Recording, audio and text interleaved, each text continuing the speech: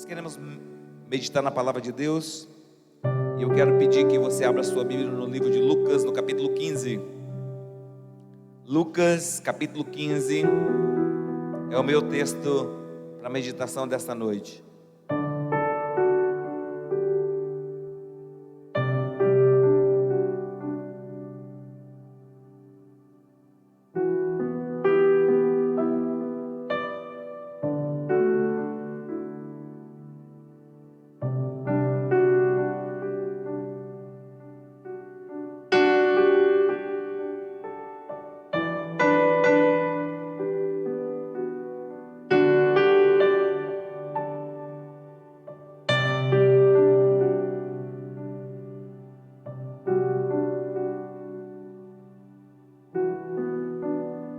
Lucas capítulo 15, versículo 11, está escrito assim: Jesus continuou: um homem tinha 2 filhos, e o mais novo disse ao seu pai: pai, quero minha parte da herança.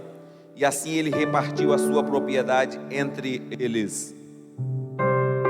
Não muito tempo depois, o filho mais novo reuniu tudo o que tinha e foi para uma região distante, e lá desperdiçou os seus bens vivendo irresponsavelmente. Depois de ter gasto tudo, houve uma grande fome em toda aquela região, e ele começou a passar necessidades. Por isso foi empregar-se com um dos cidadãos daquela região, que o mandou para o seu campo a fim de cuidar dos porcos. E ele desejava encher o estômago com as vagens das alfarrobeiras que os porcos comiam, mas ninguém lhe dava nada. Caindo em si, ele disse: quantos empregados de meu pai têm comida de sobra, e eu aqui morrendo de fome? Eu me porei a caminho e voltarei para o meu pai, e lhe direi: pai, pequei contra o céu e contra ti, não sou mais digno de ser chamado teu filho, trata-me como um dos teus empregados. A seguir levantou-se e foi para o seu pai. Estando ainda longe, seu pai o viu e, cheio de compaixão, correu para o seu filho e o abraçou e beijou.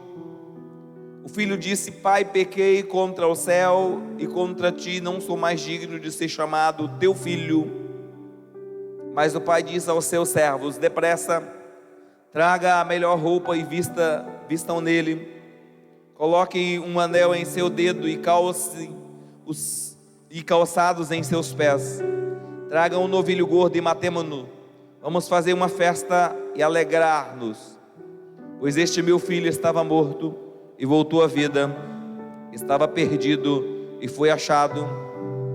E começaram a festejar o seu regresso. Enquanto isso, o filho mais velho estava no campo. Quando se aproximou da casa, ouviu a música e a dança. Então chamou um dos seus servos e perguntou-lhe o que estava acontecendo. E este lhe respondeu: seu irmão voltou e seu pai matou um novilho gordo, porque o recebeu de volta são e salvo. O filho mais velho encheu-se de ira e não quis entrar. E então seu pai saiu e insistiu com ele. Mas ele respondeu ao seu pai: olha, todos esses anos tenho trabalhado como um escravo ao teu serviço e nunca desobedeci às tuas ordens. Mas tu nunca me deste nem um cabrito para eu festejar com os meus amigos. Mas quando volta para casa esse teu filho, que esbanjou os teus bens com as prostitutas, matas o novilho gordo para ele. Disse o pai: meu filho, você está sempre comigo, e tudo que tenho é seu. Mas nós tínhamos que celebrar a volta desse seu irmão e alegrar-nos, porque ele estava morto e voltou à vida, estava perdido e foi achado. Palavra do Senhor. Você pode dizer amém? Ainda quero meditar com você no livro de Isaías. Livro de Isaías. Quero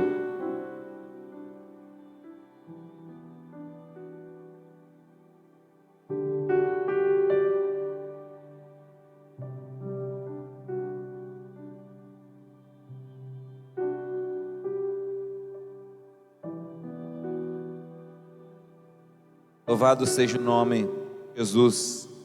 Eu vou deixar para meditar nesse texto daqui a pouquinho, enquanto eu percorro a ministração. Esta noite eu quero falar sobre o filho amado, a filha amada. O filho amado de Deus, a filha amada de Deus. Aquele que está na casa do Pai e que desfruta da casa do Pai. Aquele que tem toda a proteção que o Pai pode dar, todo aconchego, toda a instrução, toda a cobertura espiritual, toda a sabedoria do Pai, toda a riqueza do Pai, toda a fartura do Pai, toda a capacidade de lidar com as adversidades sem se preocupar muito. Mas esse filho amado do Pai, ou essa filha amada do Pai, pode ser atraído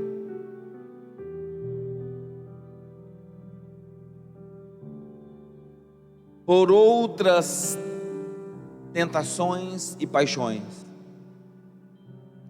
O texto que nós lemos nesta noite nos conta a história do filho que estava na casa do pai e foi atraído para fora da casa. É interessante que Jesus conta essa parábola e ele nos diz que esse pai tinha 2 filhos, mas na verdade nós sabemos que o pai não tem só 2 filhos. O pai tem uma multidão de filhos, mas ele falou de 2 filhos, porque ele está falando de 2 princípios. Os 2 filhos aqui da parábola significa 2 princípios. Um princípio que rege o reino da luz e outro princípio que rege o reino das trevas. Embora exista um só Senhor, mas nesse reino de um só Senhor, um outro reino paralelo foi criado. E esse reino paralelo que existe atrai alguns filhos do grande Senhor.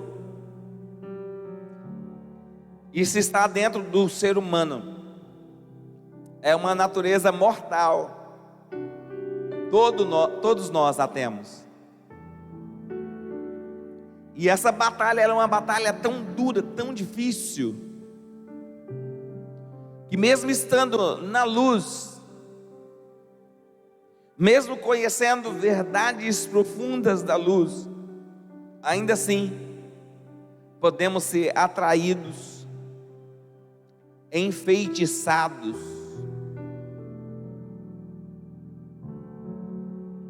por esse outro reino. E boa parte das pessoas pensam como esse filho pródigo, como esse filho que saiu de casa. Boa parte das pessoas do nosso tempo, embora sejam filhos amados de Deus, ainda pensam como esse filho que saiu de casa. Por quê? Porque esse filho que saiu de casa, ele pensa que recursos financeiros resolve tudo. E ele vira para o seu pai e ele diz: pai, eu quero parte da herança que me pertence, parte da herança que eu vou receber um dia. Eu não quero daqui um dia, eu quero agora. Eu acho que ele era da geração da pós-modernidade, porque a geração da pós-modernidade quer tudo para agora. Ela não quer para amanhã, ela quer agora. Então ele diz: eu quero agora. E a Bíblia diz que o pai distribuiu entre si os seus bens, partiu entre eles, e ele juntou tudo e ele partiu para uma terra distante para viver a sua vida de pecado e irresponsabilidade. E ele afundou na lama do pecado, E enquanto tinha muitos recursos, não lhe faltava amigos.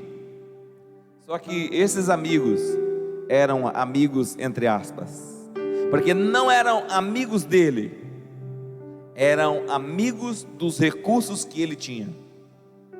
Tem muitos por aí. Na verdade, tem inclusive alguns filhos de Deus que não querem ter bens, não querem ter posses, porque tem medo de se relacionar com pessoas que estão relacionando com eles apenas por causa do que eles têm.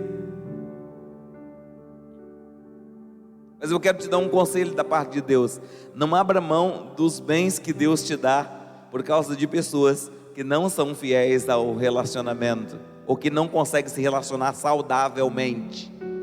Muitos não conseguem, mas é possível se relacionar saudavelmente. Amém?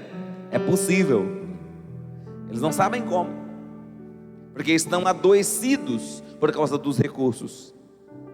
Esse filho então vai para uma terra longínqua e lá ele gasta todos os seus bens vivendo de maneira irresponsável, de maneira pecaminosa, e ele gasta com as bebidas, com a prostituição, e ele vai se afundando cada vez mais. E diz a Bíblia que o tempo mudou. Eu não sei se você sabe, mas há um princípio que sempre o tempo muda. Sempre o tempo muda. Nesse caso dele, o tempo mudou para pior. Mas há casos em que o tempo muda para melhor. E há casos que o tempo muda para pior. É por isso que a gente planta as nossas sementes, amém? Porque a gente nunca sabe o que vai acontecer amanhã. Então a gente sempre planta as nossas sementes, porque no dia que o tempo mudar para pior, você vai lembrar que você plantou sementes. Então você vai reivindicar do mundo espiritual suas sementes. E quando você reivindicar do mundo espiritual e as suas sementes tiverem sido plantadas, então você vai ser respondido. Amém? Você vai ser respondido por causa das sementes, que a semente clama da terra para a vida. Mas esse jovem não tinha as suas sementes plantadas. E então diz a Bíblia que agora ele foi a um dos cidadãos daquela terra que mandou para os campos para apacentar porcos. E ele era um filho amado.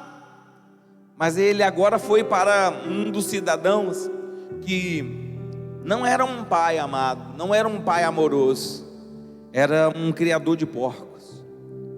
Esse é um outro reino. Esse é um outro Senhor. Esse é um outro Deus, é um Deus com D minúsculo. E nós podemos caminhar na presença do Senhor, mas o reino das trevas está sempre tentando nos puxar, por causa da fraqueza do pecado original que está dentro do nosso sistema. E então esse jovem agora está lá no campo apacentando os porcos, e a Bíblia diz que ele deseja comer das alfarrobeiras que dava para os porcos, mas ninguém lhe dava nada, porque esse Senhor com S minúsculo, esse Deus com D minúsculo, ele é terrível. Quando o homem cai na mão dele, passa fome. Ele escraviza, ele oprime, ele massacra. Ele é terrível, ele não tem compaixão. Ele não veio para dar tapinhas nas costas, ele não veio para dizer eu sou seu amigo. Ele veio para roubar, matar e destruir. E esse jovem agora está nas mãos dele. E então diz a Bíblia que lá no chiqueiro dos porcos, ele se lembrou que na casa do pai havia abundância de pão e ele perecia de fome. E ele se lembrou que a casa do pai é uma casa de amor. E lá naquele lugar onde ele estava não havia amor.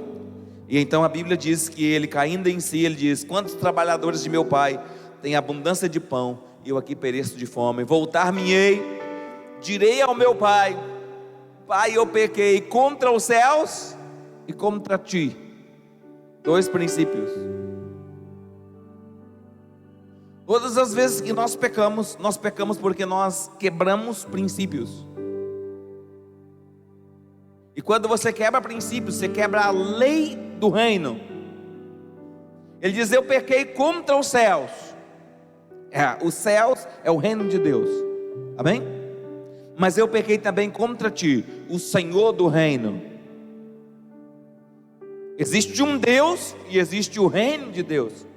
Todos aqueles que obedecem à palavra de Deus, então automaticamente estão protegidos pelo reino de Deus.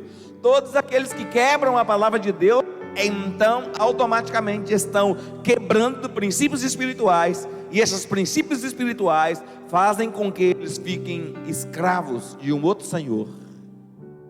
Leis do reino.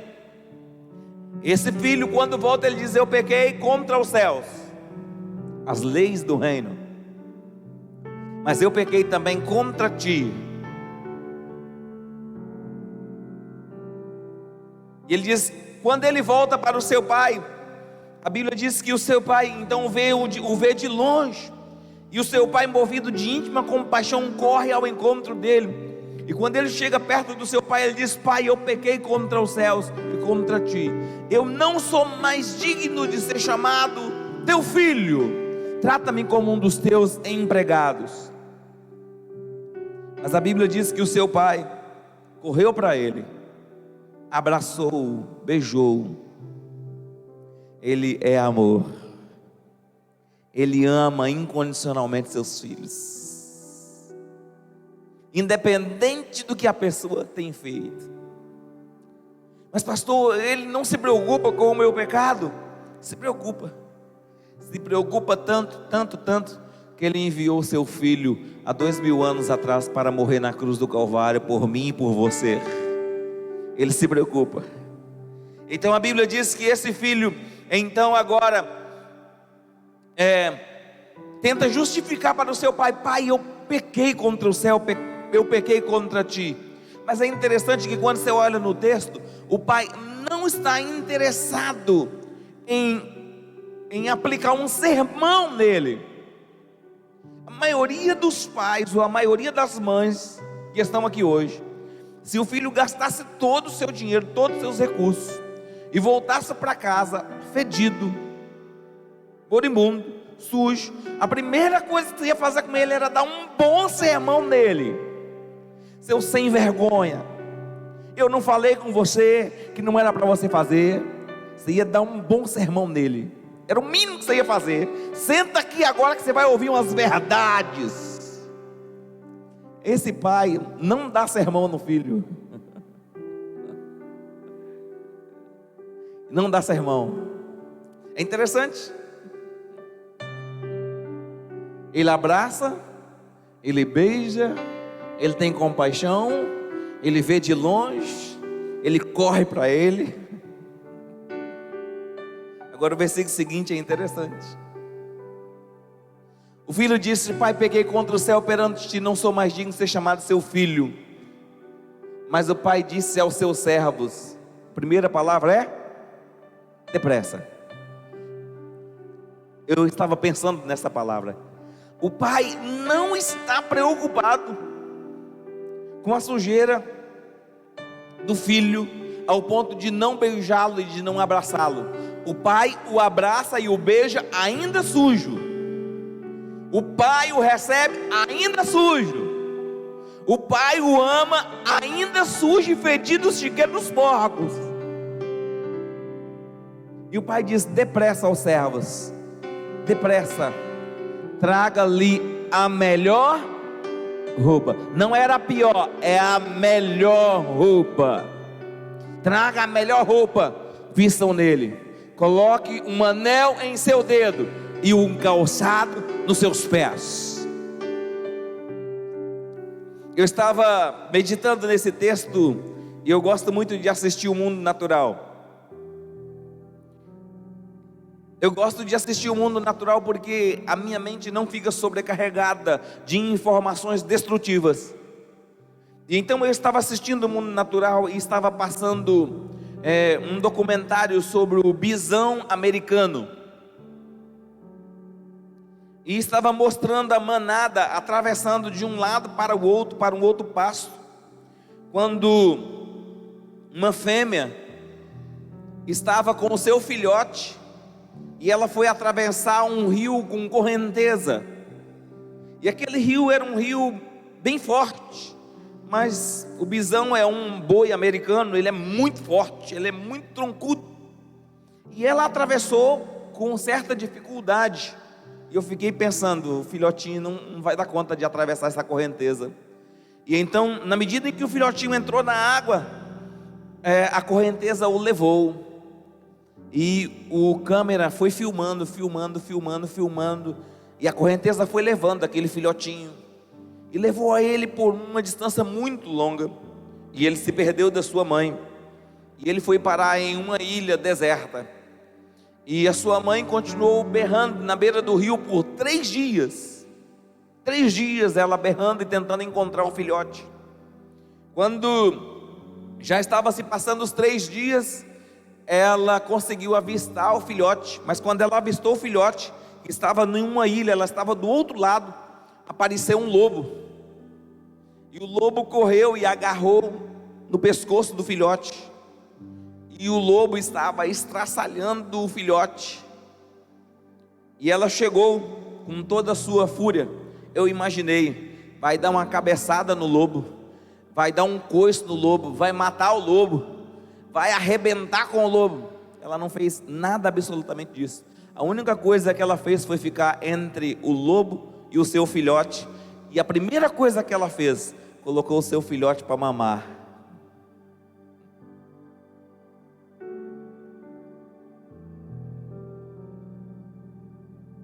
Nós muitas vezes pensamos que Deus está muito bravo com o inimigo, que Deus quer destruir o inimigo, que Deus quer acabar com o inimigo, que Deus quer chutar o inimigo, mas a única coisa que Deus quer é proteger seus filhos. Deus quer te proteger, Deus quer ser sua proteção. Ele sabe que você não consegue lutar contra o seu vício sozinho, Ele sabe que você não dá conta da batalha sozinha. Então Ele é aquele que se coloca entre você e o seu adversário. É aquele que te protege do seu adversário. O pai disse: depressa, eu quero trocar as vestes dele. Por quê? Porque as vestes dele atraía as trevas. As vestes dele atraía o mal. O pai dele: eu quero tirar isso rapidamente dele, porque eu quero que ele fique com o cheiro do reino do céu, com o reino da luz. Eu quero ele com um cheiro daquele que anda na luz da vida. Aleluia. Eu quero imediatamente que esse cheiro estranho saia da vida dele, porque eu quero dar para ele um novo sentido de viver. Interessante que o seu pai então ordena aos seus servos que matem um cordeiro, ou matem um novilho gordo, porque era necessário celebrar, porque esse filho estava morto e voltou à vida. Era necessário celebrar. Era necessário celebrar. Irmãos, eu quero falar para você nesta noite: é necessário celebrar todo nível de libertação que nós alcançamos. Muitas vezes Deus vem na nossa vida e Deus nos liberta, e nós não celebramos a libertação que Deus fez. Se foi uma libertação de uma dor de cabeça, precisamos celebrar. Se foi a libertação de um vício, precisamos celebrar. Tudo aquilo que Deus tira de nós, que está nos fazendo mal, é necessário celebrar, porque aquilo que você celebra entra para o mundo espiritual e estabelece um novo padrão. Por exemplo, se você passou por um tempo de dificuldade e no dia do seu aniversário você não celebrou, então no seu sistema fica como se você não tivesse mudado de ano.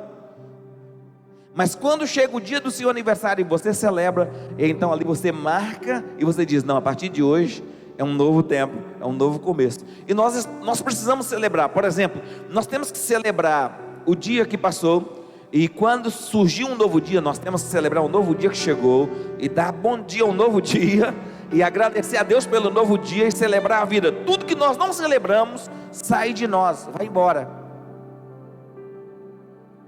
tudo que nós celebramos marca. E por que eu estou falando isso? O Pai, Deus o Pai, Deus diz: olha, você precisa ter uma mente celebrativa. Pequenas conquistas Deus envia todos os dias, mas nós não celebramos. Como não celebramos, o nosso sistema não registra, então fica lá. Mas tudo que nós celebramos ganha propulsão.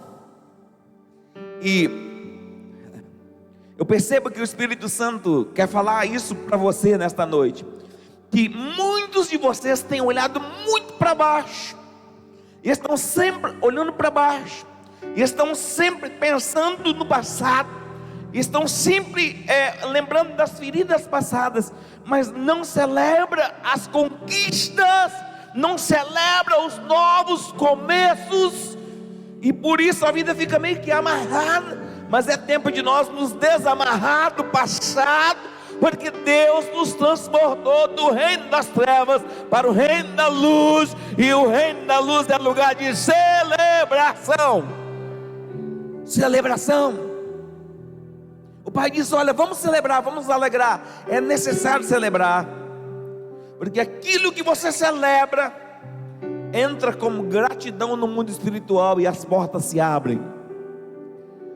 Quem aqui gosta de conviver com gente que murmura, com gente que reclama, com gente que é azeda, com gente que vive mal-humorada? Nós não gostamos disso, não. Nós gostamos de viver perto de gente alegre, festiva, que tem vida, que tem boa energia. Quantos concordam? Digam amém. Tudo que você celebra cresce, promove, se desenvolve. O pai queria marcar o tempo. O Pai diz: olha, até aqui você vivia de um jeito, mas daqui para cá é uma nova história, é um novo começo, agora é um novo tempo. E então o Pai começa a fazer uma festa, e uma festa grande, uma festa celebrativa. E então ali tem um filho que também tinha ficado em casa, e esse filho era o filho mais velho, e ele estava no campo, e quando ele volta do campo, ele vê o som das músicas, ele vê o som da dança, e ele fica aborrecido com tanta celebração. Tem gente que não gosta de celebração, mas lembre-se, ele é de um filho amado também, só que ele não gosta de celebração, ele tem problema com celebração. Quando tem celebração, ele fica incomodado. Eu gosto de ficar no meu mundinho. O mundo de Deus é celebração. Qual é o mundinho que você está vivendo, eu não sei, mas o mundo de Deus a quem nós servimos é celebração, é vida, é alegria. Eu vou pedir ela para projetar para mim o texto de Isaías, que diz que Deus nos dá no lugar de vestes angustiadas, nos lugares das cinzas, Deus nos dá vestes de louvor. Só para que você entenda que Deus não quer que a gente viva no espírito angustiado, mas Deus nos quer vivendo no espírito de celebração. Pastor, mas as coisas ainda não mudaram. As coisas mudam primeiro dentro da gente, depois elas mudam por fora, porque nós vivemos por fé. Nós vivemos por fé. Então nós precisamos entender isso, e precisamos buscar isso. Ali há um filho velho, um filho mais velho, e esse filho mais velho volta e tem sonho, tem festa, e ele diz assim: essa festa está me incomodando. Mas o que está acontecendo? Seu irmão mais novo voltou, seu pai está fazendo uma festa para celebrar a vida dele, porque ele voltou são e salvo. A Bíblia diz que ele ficou irritado. Ele ficou irritado. E o seu pai diz assim: meu filho, entra, vamos participar da festa. Ele diz: eu não participo. Eu não participo de festa de gente que gasta o dinheiro de qualquer jeito. E seu pai disse: entra, meu filho. E o pai insiste com ele, mas diz a Bíblia que ele não entrou. Tem gente que é assim, ele é turrão mesmo, ele não aceita a proposta de mudança. Mesmo quando é um pai de amor que está chamando, ele não aceita a proposta de mudança. Ele diz: eu nasci assim, cresci assim, vou viver assim, vou morrer assim. Nasci com a cara emburrada, vou morrer emburrado. Não, você pode mudar. É o pai de amor que está te chamando. É o pai de amor que está te chamando. E a Bíblia diz que ele falou assim: eu não vou entrar aí. Ele diz: olha, eu passei a vida inteira contigo, e o Senhor não me deste nem um cabrito para me celebrar com os meus amigos. E o pai disse para ele: meu filho, tudo que eu tenho é teu, porque você sempre está comigo. O pai disse: você sempre está comigo, tudo que eu tenho é teu. O que esse segundo filho não sabia? Esse segundo filho também não sabia celebrar. Não sabia celebrar. Ele estava o tempo todo na casa do pai, mas não sabia celebrar. Ele nunca entrava no ambiente da celebração e da vida. Nunca.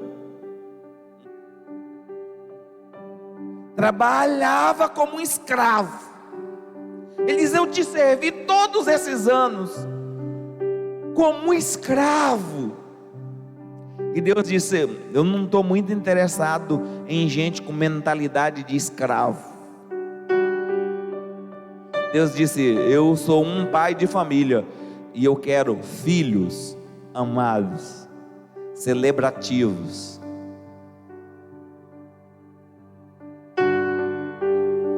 Ele disse: filho, tu sempre estás comigo, todas as minhas coisas são tuas. Versículo seguinte: mas era justo alegrar-nos e regozijarmos, porque esse teu irmão estava morto e reviveu, tinha perdido e foi achado. Era justa a festa? A festa era justa, porque era a festa que celebra a vida. Na festa que celebra a vida, era justo alegrar, era justo. Isaías no capítulo 61, já estou encerrando. Diz assim: o Espírito do soberano Senhor está sobre mim, porque o Senhor ungiu-me para levar boas notícias aos pobres, enviou-me para cuidar dos que estão com o coração quebrantado, e anunciar liberdade aos cativos, e libertação das trevas aos prisioneiros, e a proclamar o ano da bondade do Senhor, o dia da vingança do nosso Deus, e para consolar todos que andam tristes, e dar a todos que choram em Sião uma bela coroa em vez de cinzas, e óleo de alegria em vez de pranto, e um manto de louvor em vez de espírito deprimido. Quantos querem isso? Digam amém. Quantos querem isso? Digam amém. Se coloque de pé. Eu gostaria que você meditasse nessa letra de novo. O Espírito do soberano Senhor está sobre mim, porque o Senhor ungiu-me. Diga assim: o Senhor me ungiu. Diga: a unção do Senhor vem sobre mim. E quando a unção do Senhor vem sobre mim, ela quebra todo peso. Quando a unção do Senhor vem sobre mim, ela quebra todo cativeiro. Quando a unção do Senhor vem sobre mim, ela me liberta, me transforma, me regenera. Eu preciso que você receba essa revelação, porque muitos de vocês não sabem celebrar. Irmãos, celebrar não tem a ver com os padrões desse mundo, não. Você pode estar com o bolso sem nenhum centavo e andar celebrando.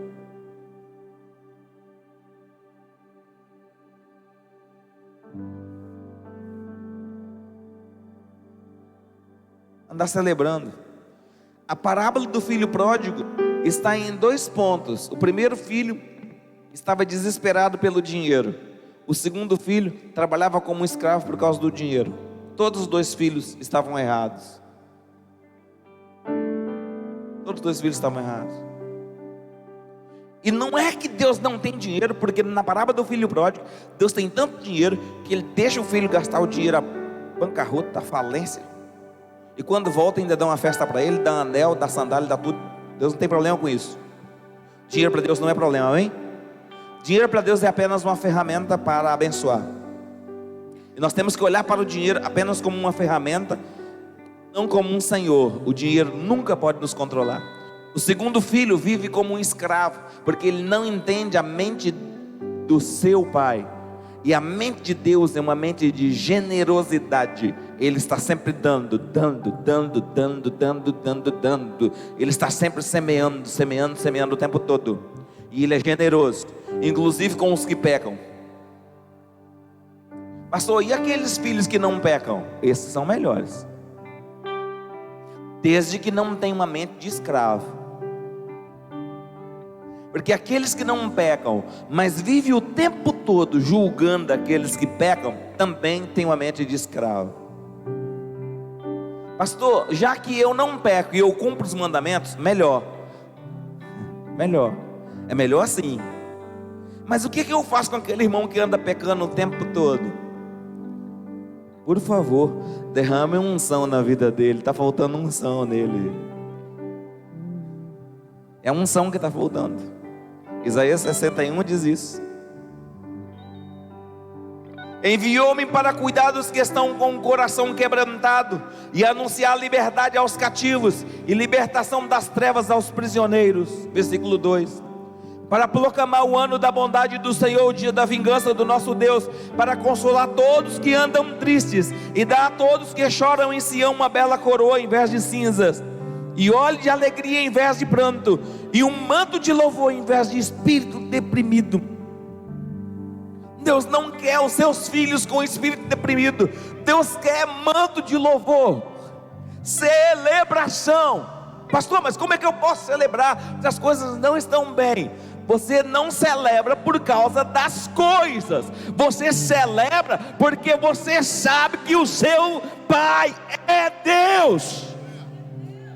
Você sabe que Deus é o seu Pai, não por causa das circunstâncias. Não são as circunstâncias que ditam o ritmo da minha vida. Quem dita o ritmo da minha vida é a minha fé, é em quem eu acredito. E eu acredito em Deus, e Ele é Pai. Ele é Pai.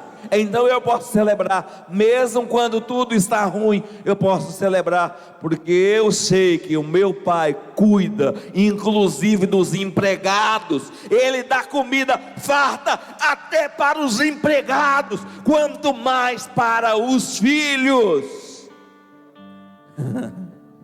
Então eu posso entrar na presença dele e celebrar, porque até os empregados de papai comem bem e tem mesa farta.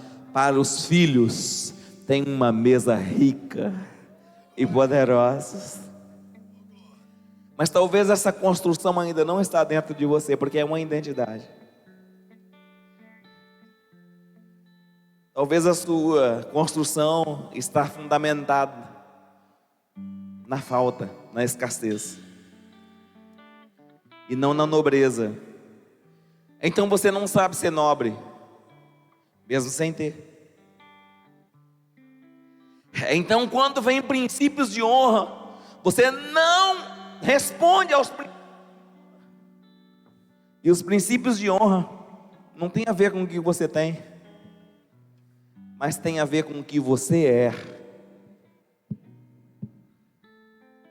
E você é filho de Deus, e você é filha de Deus. Então honra virá para você. Se você responder a essa identidade de filho e filha de Deus, honra virá para você. Pastor, mas eu não estou em busca de honra. Todos os filhos de Deus sabem celebrar a honra, todos. Pastor, e os filhos que não sabem celebrar a honra? Eles estão em disfuncionalidade. A honra é um princípio bíblico. É tão bíblico que Deus disse ao filho: filho, honre seu pai. Tão bíblico. Filha, honra sua mãe, é um princípio bíblico. Empregado, honre o seu patrão, é um princípio bíblico. Pastor, Deus não tem honra para mim, então você não é filho. Se você é filho e filha, Deus tem honra para você. Deus quer pessoas de honra. Deus exige honra. Deus disse: cadê a minha honra? Lá em Malaquias está escrito: o patrão, o empregado honra o patrão, o deputado honra o governador, e a minha honra está onde? Porque nós trazemos dízimos e oferta no altar do Senhor por causa do princípio de honra. Nós honramos. Todo filho honra. O filho que não honra está em disfuncionalidade.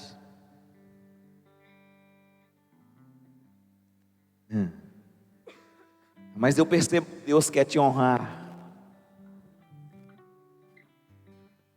Pastor, mas eu não mereço. Não tem a ver com o que você merece. Tem a ver com uma decisão. O filho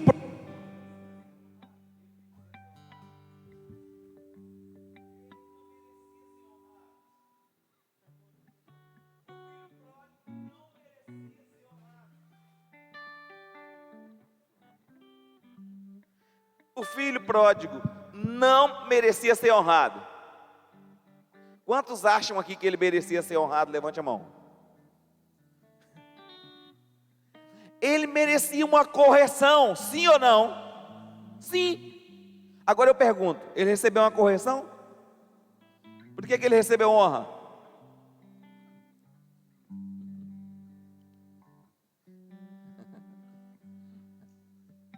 Porque ele era um filho amado, irmãos. Por causa da honra do pai. Quem entra debaixo da cobertura dele também recebe honra. Se você está debaixo da cobertura de Deus, a honra de Deus virá para você. Virá para você. Pode esperar, vai vir. Deus vai te honrar na terra. Deus vai te honrar na terra. Deus vai te honrar na terra. Deus vai te honrar na terra. Deus tem prazer em te dar honra. Deus tem prazer nisso. Eu sei que o Espírito Santo está tratando muito. Mas a identidade de filho está distorcida. Então a gente despreza a honra. Você está fazendo aniversário e a pessoa traz um presente para te honrar e você diz: não precisa não.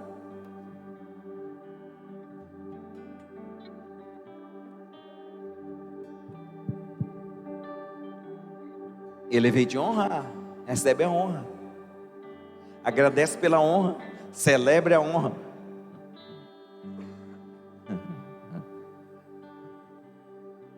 Quanto de Deus para nós hoje? Talvez você quer honrar sua esposa. Talvez você quer honrar seu esposo. Por favor, faça isso. É um princípio. É um princípio. Vamos adorar o Senhor. O que Deus quer hoje, pastor? Deus quer você como filho amado, filha amada. Pastor, e o tempo que eu andei na disfuncionalidade?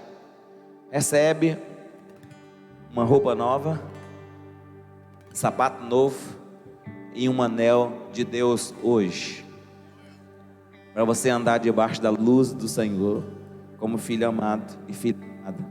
Adoremos ao Senhor.